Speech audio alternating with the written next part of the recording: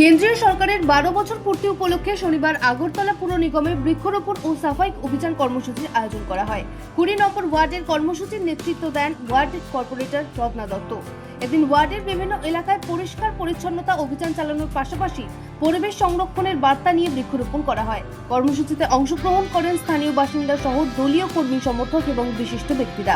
আজকে আমাদের যশস্বী প্রধানমন্ত্রী 12 বছর পূর্তি উপলক্ষে আমরা স্বচ্ছ অভিযান, আগামীকাল আমরা বৈশাখ প্রতিযোগিতা করব। আজকে স্বচ্ছ অভিযান থেকে আমরা সেই কর্মসূচি আরম্ভ করেছি। সেই কর্মসূচিকে কেন্দ্র হিসেবে আমরা এই 12 বছর পূর্তি উপলক্ষে নানা কর্মসূচির মধ্যে দিয়ে আমাদের 20 নম্বর ওয়ার্ডের পক্ষ থেকে সবাই এগিয়ে এসেছি।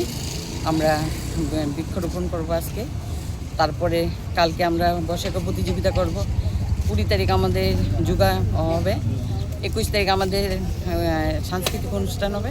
সেই 12 বছর পূর্তি উপলক্ষে যশস্বী প্রধানমন্ত্রী আমরা নানা কর্মসূচির মধ্যে দিয়ে 20 নম্বর ওয়ার্ডের পক্ষ থেকে সবাই এগিয়ে এসেছি। কারণ আমাদের যশস্বী প্রধানমন্ত্রী স্বচ্ছতাই সেবা, এটাই আমাদের মূল উদ্দেশ্য শিখিয়েছে। ওনার পথে অনুসরণ করে আমরা যেন নতুন দিশা দেখতে ওনার পথে আমরা এগিয়ে চলতে পারি।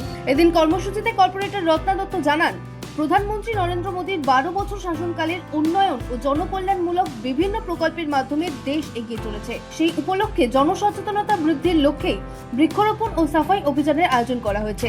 তিনি সকলকে পরিবেশ রক্ষা এবং নিজেদের এলাকাকে পরিষ্কার পরিচ্ছন্ন রাখার আহ্বান জানান। পাশাপাশি স্থানীয় বাসিন্দাদের স্বতঃস্ফূর্ত যোগদানের এই উদ্যোগকে স্বাগত জানিয়ে বলেন, এমন কর্মসূচি একদিকে যেমন পরিবেশ ভারসাম্য রক্ষায় সহায়ক, অন্যদিকে এলাকাকে পরিষ্কার রাখতে মানুষকে উদ্বুদ্ধ করে। ত্রিপুরা থেকে দেবাশিস ঘোষের রিপোর্ট, সিএন ত্রিপুরা।